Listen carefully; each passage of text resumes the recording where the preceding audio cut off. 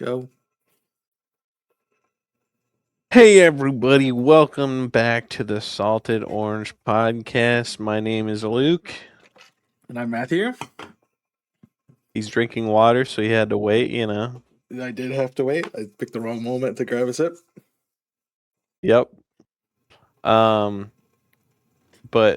welcome back to our conversations that we have. This podcast is started by Matthew and I wanting to talk about Christianity, and we just chill. We always had those chill conversations before the podcast, and so we're having the chill conversations in the podcast now.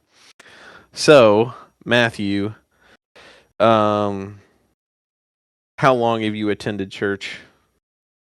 My entire life. I don't know if I've ever missed a Sunday. I can't think of a Sunday. You've definitely Well, missed a maybe when I Sunday. was sick. Like if I was really sick, that would be it. But that's about it. And that was few and far between. So I've heard from a lot of pastors lately that have said this like term of like living your faith past Sunday. What do you think that means? I like that saying. And I think Mm-hmm. to put it into a perception that everybody would understand. So that means that your faith is beyond just what church is on Sunday mornings for you. It's a part of your life, and we believe that in many different denominations in the Christian church, that you are changed through things like baptism, things like becoming a member of your church. You are changed to a person that is actively, seeking to live a life with Jesus, and that doesn't exist only one day a week, because that's not being fully you. That's 1/7 of your whole life.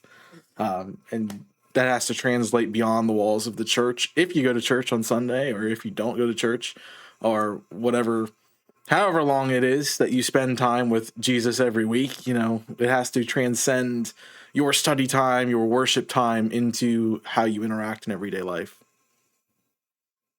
So for me, living out your faith is getting out of the routine of normal Christianity. What do you think the normal routine of Christianity is? Well, depends on who you ask, but from what I see, a normal routine would be worship service and then occasional other things like events. So you might go to like a church dinner, you might go to a mission project occasionally, you might join in a Bible study like once a month or something like that. I would think that's kind of what we've normalized as Christian behavior.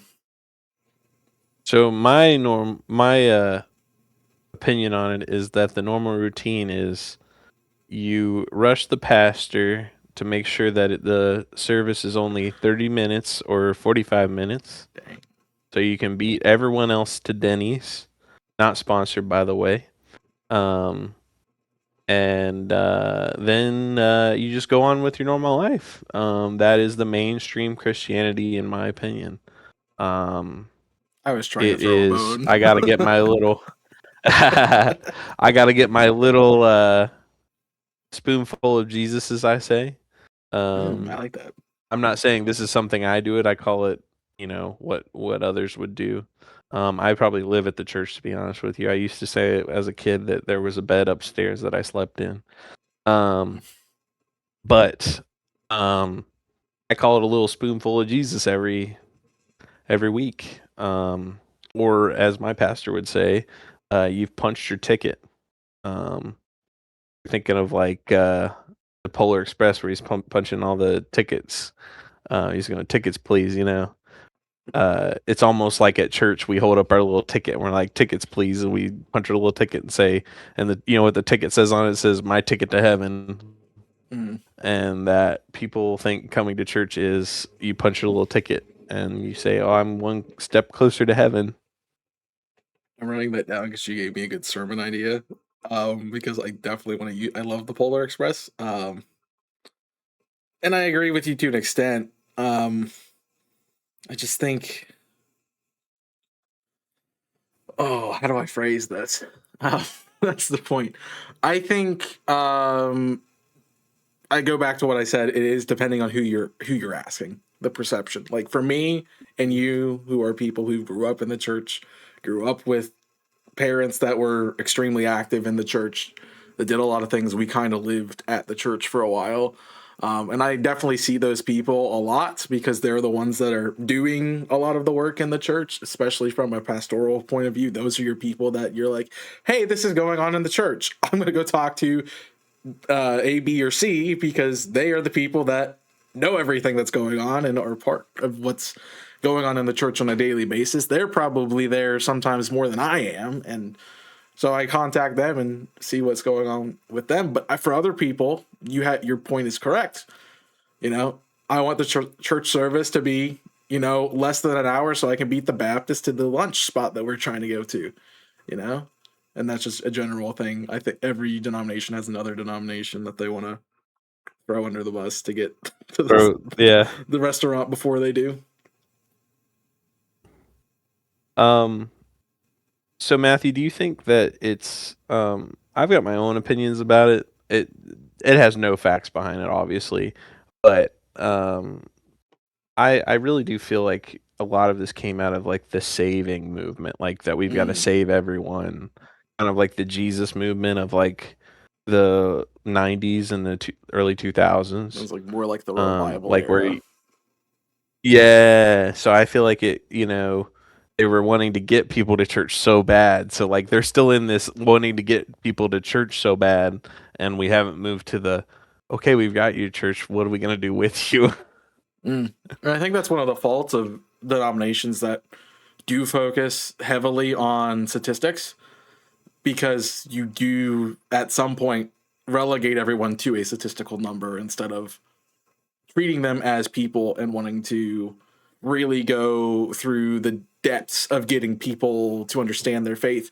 I've been working on a sermon series that's going to come out eventually. So if you're from my church and you're listening to this, don't listen to this part. Um, but I want to talk about how to get through how to teach faith to the whole person, not just getting you to be a physical body in the building, but how do I teach through your experience in the church to help you facilitate your faith all the way through and not just have these passive, I'm coming to church, cool, I did my Jesus for the week, I'm out. Yeah, I don't know. Me personally, I don't know how church has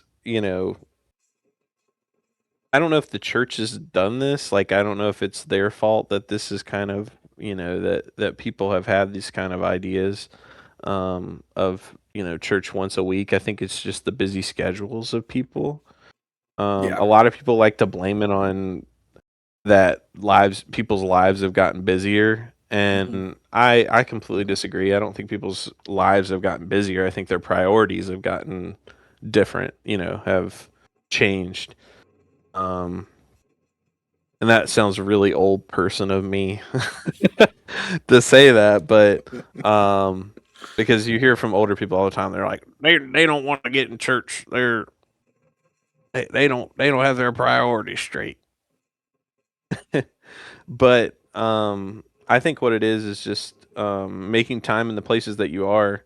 My pastor preached a sermon a couple weeks ago on being present with God wherever you are. Mm. Um, so like, because he wanted to make sure that he wasn't preaching a attendance message. Because a lot of times there's pastors that get up and preach attendance all the time. They're like, you need to be here in church, blah blah blah, and people are not here. And he said, you know, we could speak about that until we're blue, but if we're not actively being Christ followers out where we are, then we're not we're not getting anything out of that Sunday worship anyway. So what's the point in us being there? There's not. There's not a point. I've seen a lot recently, mostly because my feed starts becoming very religious on like Facebook and stuff.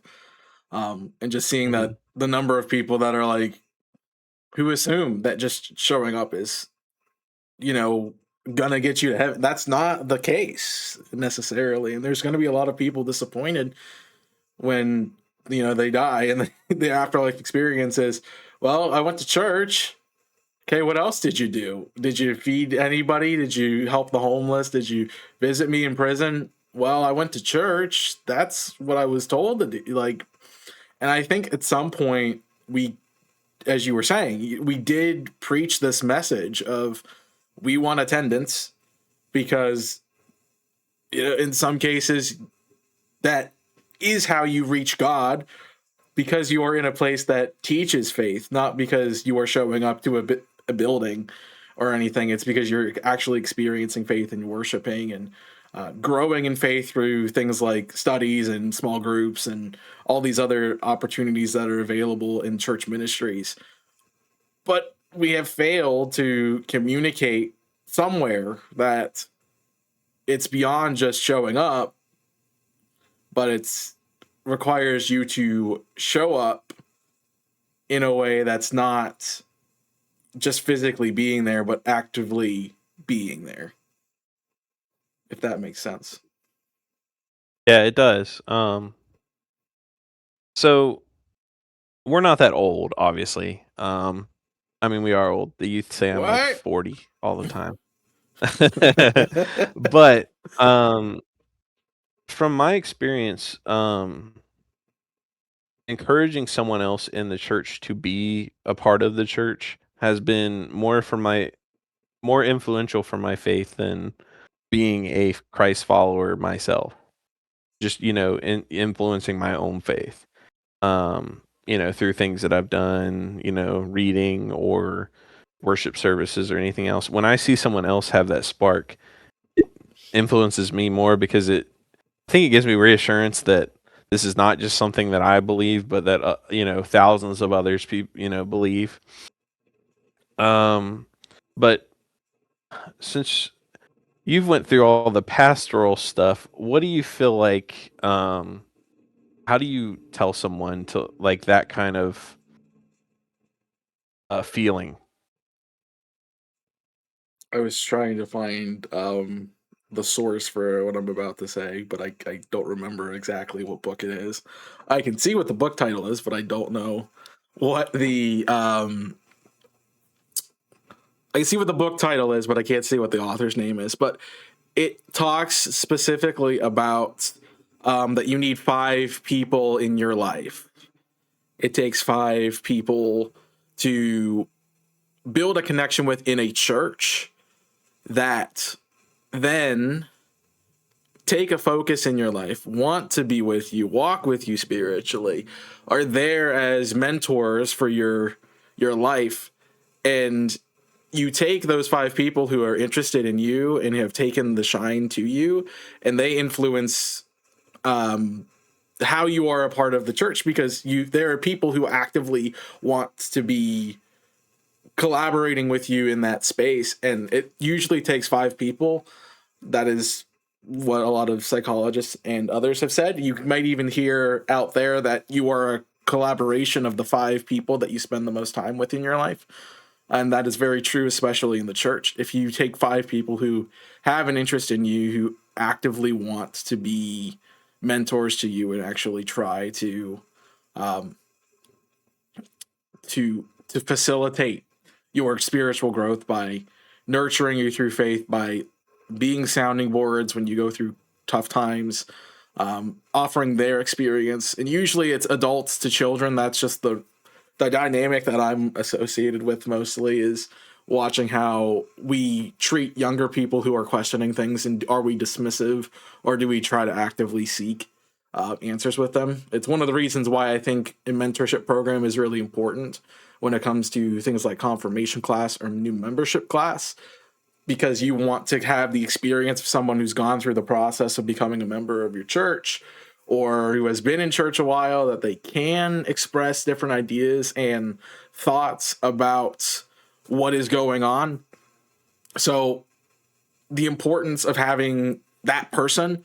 And usually it's somebody who's not in your age demographic or in your generational cohort, because that helps breed the intergenerationality across different sects of the generational hierarchy in the church, which allows us to transition the church from each generation to the next more completely and fully, because we are then taking that interest with those people that are coming up through the church or that have been in the church, whichever side of that you're looking at, and then collaborating ideas and seeing each other as valuable. So we're not really just forcing one agenda of one demographic or one denomination or one generation or cohort. We're taking the full picture of the church and how we want to be and shape that body. There was a sermon right there. Yeah. That's more of like a doctoral thesis, but yeah. Yeah, yeah. I have seen some very, and you'll probably feel like you've probably felt that way too. You've seen some super influential people in the church, and they do so much work, and it's hard to tell those people to not. You don't say give it up, obviously not, but you say, hey, you got to train the next generation. Yeah. It may not do as good as you, but you were in the same place they were in. Yeah, and I think that was the key that I was saying a little earlier. Is just like you have to be able to pass that on to the next generation, but also work with them currently in building up the whole church and not just a segment. So, how in your church have you? I have my own things that we've done, but how in your church have you kind of pushed this, like this idea of multi-generational church? Oh, well, through a lot of ways. I loved what you did when you were at your first church up there. Not while you were in college, but your first church when you got out of college. Yeah. Yeah. I loved mean, what you guys did. we tried a lot to get everyone involved, and I think for me, that's what I studied was multi-generational, intergenerational, working together to build the church, because I truly believe that the church is made up of everyone who comes into that building and anyone who's part of that community, really. And we've done things like getting the youth involved. I have some who are middle school, high school age, being the liturgist in the service. I've had youth help serve communion. I've had them be active parts through acolyting and ushering, any part of the service that's not like specifically clergy. Anybody in the church is able to be a part of. Like they sometimes lead music too in the church, so they really get into every avenue outside of the pastoral prayer that the pastor is supposed to say, because it's pastoral, and the sermon, really. So, how do you think that? Because I think that it does start with you can plant the seeds in church, but how do you see those seeds grow to something outside of church? That's a great question. When I say church, Sunday morning. Yeah. I think it's honestly through responsibility and ownership, making someone understand that we need their efforts to get ministry going, and actively making them a part of it. I mean, we have these people that do pretty much everything in the church, but trying to find actively those who have a passion for a specific project and letting them kind of take lead. So we might facilitate a ministry getting started, but we want to find that person in the church who is interested in what we're doing and maybe has never thought they could do it by themselves, or just didn't feel like they knew how to get started. But once it's there, it's easy for them to pick up and walk right in and then start to lead in their own way. And I think that's been really helpful with the ministries we've done in the church. And I definitely see some of the younger people, the younger generations, picking up some of those pieces and starting to run with it, really. I think the best thing I can tell people that are older than us, or even our age people, is don't be afraid to let someone younger than you take charge. Yeah. Um, uh, I my pastor says this all the time. He says you have to have time to make mistakes. He said I had times to make mistakes. You have to have times to make mistakes. I mean, it's not just something that you get from uh, naturally. I mean, some people are naturally good speakers, but others you have to get it from um, existing and being okay with messing up. Uh, so if you want to start a new ministry at your church that's outside of Sunday morning, you have to be okay with the first time you do it. No one's gonna be there, or you may have one or two people there. Um, it's just a thing where you have to be okay with the growing pains, as I say. Yeah, Which is absolutely. hard for especially us working in the church. I think it's hard for Oh somebody yeah. who doesn't work for the church. It may not be as hard, but for somebody working in the church, it's definitely a lot harder, because Sunday morning is your big work day, but you feel like like it shouldn't be your only work day. For me, that's the way I feel. Like I feel like it shouldn't be my only work day. So I try to make things happen outside of the day of Sunday, even. Yeah, I think that was important because we want everything to be perfect. I sit there and go on a Sunday morning. It's a good thing if it's a great service, we don't mess anything up. And I go, that is hyper unrealistic because we are people who are not perfect, so we will make mistakes and things will happen. And so I've changed my mentality from seeking the perfect service or make sure everything goes off without a hitch to, hey, as long as like we didn't burn down the church while we're doing stuff, as long as we kept the service running and, the spirit was still moving, we're good. Uh, and I think a lot of us, I agree with your last point there. The as spirit long, moving. yes, I think a lot of us want to, and I definitely see it as a problem for like leadership in the church, but it's also a problem outside of like staff and clergy who are, expected to be working. But, if you start a project, it is so discouraging if the first time you try something new that you're super excited for, that it fails. And it's so hard to get back up and do it again. And I mean, sometimes it needs to, okay, it wasn't fully fleshed out. You need to rethink it. Other times it's like, this is not something we need. So maybe we try something else. But it's important that we are encouraging the people to step out again, knowing that mistakes happen, failures do happen, but when you learn from them and grow, that is going to make your next ministry even stronger.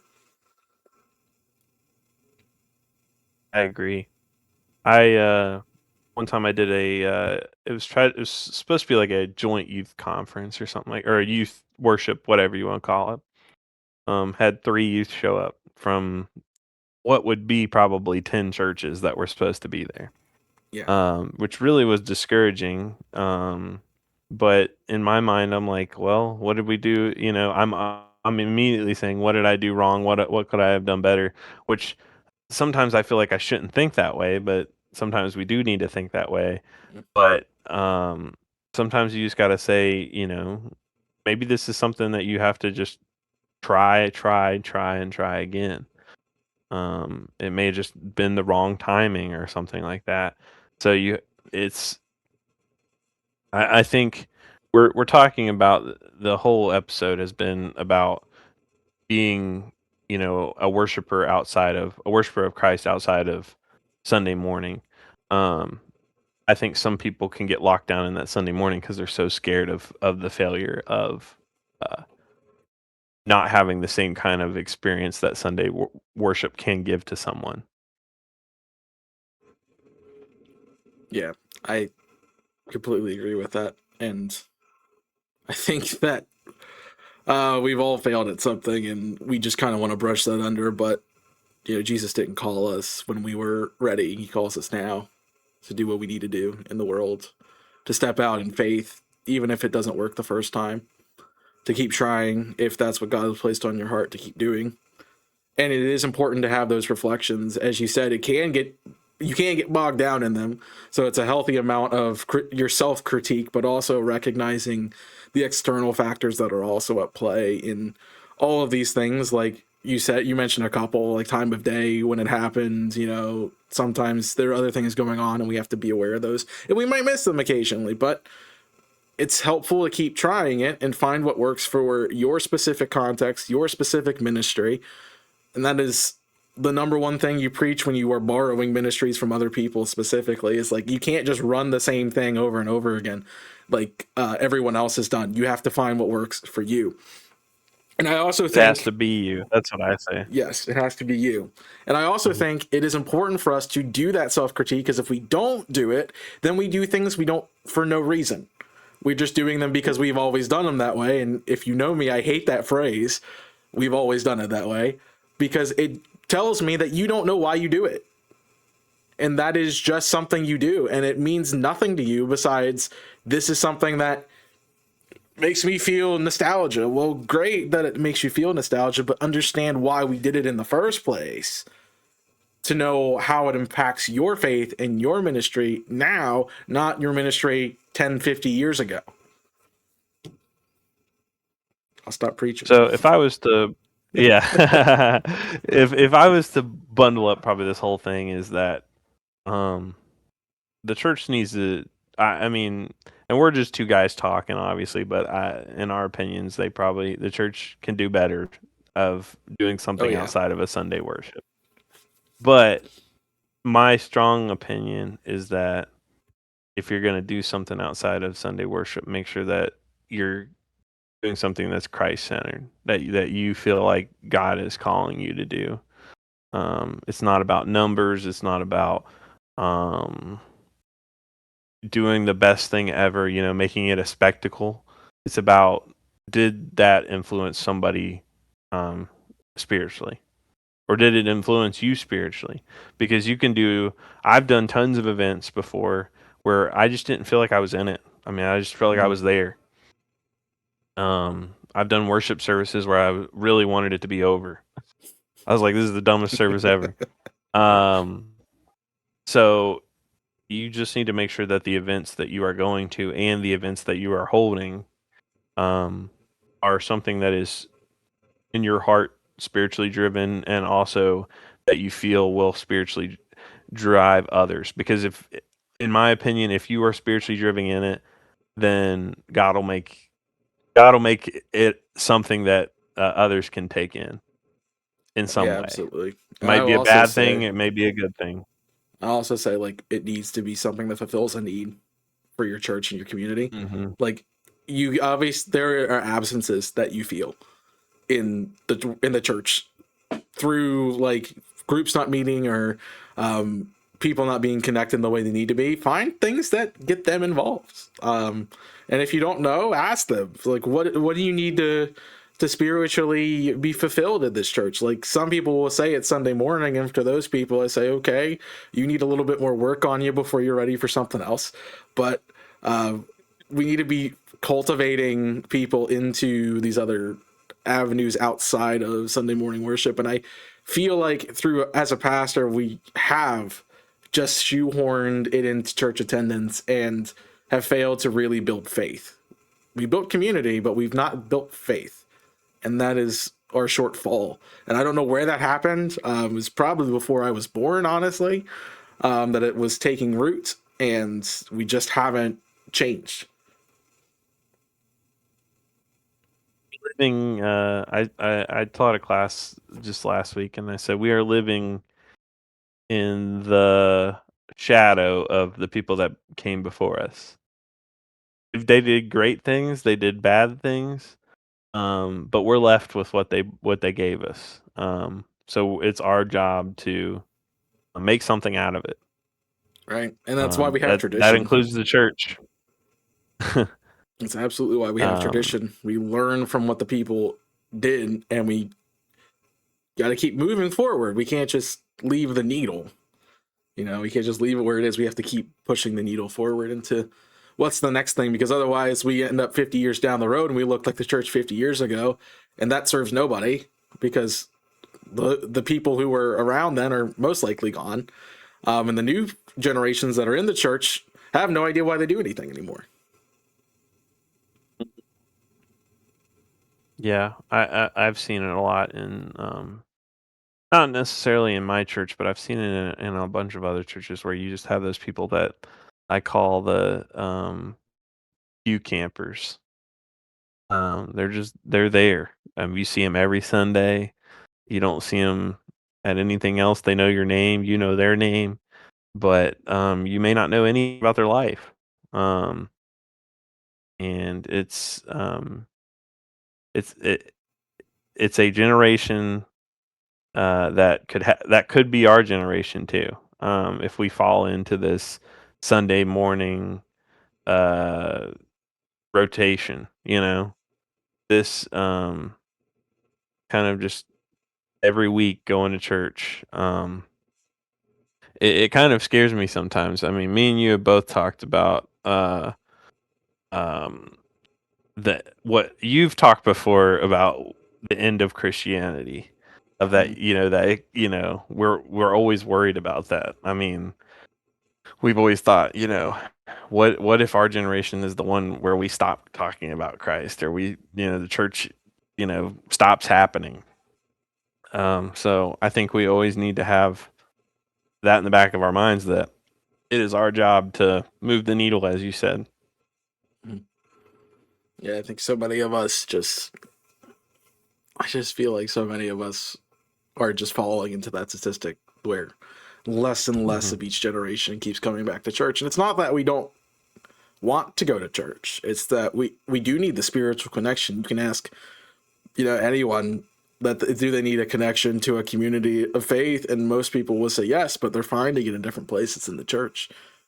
And what has happened, Exactly. at least in my mind, is we have stopped trying to get people to have faith. We're too concerned about them coming. And we don't take the steps. We don't, as I was saying earlier, teach faith through the whole person. We teach them to get there, but the shell of the person is empty. It just sits in the pew. It's a fly on the wall, just observing everything and not actually jumping in and taking part in the community. And that is not, it's great for our numbers. It's great for our statistical reports. It's wonderful for those, but it's terrible as an entity that is supposed to be building people up for the transformation of the world in Jesus Christ through the faith that we instill in each other through our community of faith. So I think the way I would phrase this whole episode is, don't be a country club, be the church. Interesting. Yeah, and I think also we need to encourage people to find the people that have been there for their lifetimes, and really give them a hand and an invitation to step out into whatever they feel comfortable with. And if you don't know them, take time to get to know them. That can be that can be the project you work on. And then eventually, once you know them, hey, we're doing this thing. I know you like such and such. This has got this thing in it. I would love to have you come join us. And that's how you get them started. It doesn't always work, because they have to be willing too. But anytime you can offer an invitation to something that speaks to them, will produce fruit eventually. So to the people that are listening to this that aren't church workers or pastors, or I don't know, just to the normal person, the normal churchgoer, my challenge to you is go find those prayer warrior people in your church. Learn their story. Learn if they used to do stuff. Learn what they did. That doesn't mean that you're going to replicate what they do. As Matthew says, you don't just say it's the way we've always done it. Mm-hmm. You say, I'm going to take what you did and make my own thing. And that becomes its own issue. That's my challenge to you. That becomes its own issue with the with the difference between generations, where and I see that a lot in churches too, when you're trying to do, because I do a lot of this pushing new things into the church, because I do believe that we need to move that needle. a little bit further into modernity instead of staying back in the olden times. But you see the issue with the older folks going, well, that's not what we did, and having to teach them why you're doing it, which is another reason why it's important to know your reasoning. Teaching them why you do it and showing them that this is the next step for the generations that are after you that want the same thing, but just need it a little differently because the world is different from when they were young adults or teenagers. It's just a different world, and we have to adapt. So Matthew, what is one of your things that you do outside of worship? So when you say a ministry that I am doing outside of Sunday worship, are you talking like or something? Are you talking like a ministry or something else? Like, so like a book study or any kind of spiritual group that you're going through. It could just be even something you do by yourself. Mm. Yeah, I mean, I have my own like devotional time that honestly I've been forgetting this week, so I'm glad you said something about it because I need to get back to it. I was really good about it during Lent, but I failed since to start a new study. I mean, I do go to a Bible study every week. I think that's important for us as Christians to be involved with God's word, but also involved with God's word with other people because we all will get a different take from it, and it's helpful to learn from each other. I think that's a great thing you can do. But in the church itself, it's important to also build relationship with your community. So doing other things like we have a workout class on Mondays that I do with our church. We have other activities that come up occasionally, like a movie night or trying to think. Sometimes I'll be there for like the food pantry when they are doing things, just to be connected to the people that are doing the stuff, because you can always be in fellowship even if you're, let's say, not doing something that's specifically worship or religiously based, but you can be in fellowship as you're doing a ministry together. I do stuff similar. I go to two different Bible studies, um, and I do my own personal study through a book, and I also use the Bible app, and I do the verse of the day every day. I Yep. encourage you to do that. Encourage my youth to do that every day. And I kind of laugh at them sometimes because they'll be like, "Oh, I'm 20 days reading the verse of the day," and I'm like, "Did you just read the verse of the day, or is that it?" Mm. So I challenge them every time. But I have one other thing to add though, because I just thought of it. yeah, I think with specifically in my situation as a pastor of the church, I don't get worship opportunities in the way that everyday people that come to church get them, because I'm the one facilitating usually what's going on in the worship service. So I do look for that, and I was really good about Lent. There was a study that was going on nearby at another church with other people doing a worship service in the middle of the day, and I made it a priority in my life to go do that because I don't get to worship. I have to be in charge of it, and it's nice to not have to be active sometimes, which is good for the people who are not active to know that the active people like a break every once in a while. But it's good to get out and go experience another kind of way to do what you're doing. And even when I get time off, I'm always going to a church on a Sunday just to see another pastor get another chance to worship and avoid doing pastoral duties while I'm there. So I try to hide that as much as I can. Not for malicious content, but just because it's different once great. you disclose you're a pastor, as we've talked about. Hmm. But it's important to me that I get the experience to worship when I can, because I don't just get to be a worshiper. I have to be a leader most of the time. I think that's helpful So, for other people who are not in this position to understand. That's why I wanted to bring it up. so what Matthew is saying is, don't just be a worshiper, be a leader, right? There's a balance. Yeah, there's definitely a balance. But if you were one or the other, either back off a little bit, let someone else try it, or get involved. Yep. So I think we've beat the horse enough about I keep uh, talking. I can talk on this forever. about people doing things in church. It's definitely a question that I think young people are asking. I've definitely seen it. I've seen other people ask why other people aren't participating and why the same people are doing the same things. So let us know what is happening in your guys' church, because I like to hear that all the time. I watch religious content online of different pastors and mostly religious comedians. If you ever Hmm. want to know a bunch, I could tell you. But um, any final thoughts from you, Matthew? Yeah, I think it's also important to really be thinking about your role in the church.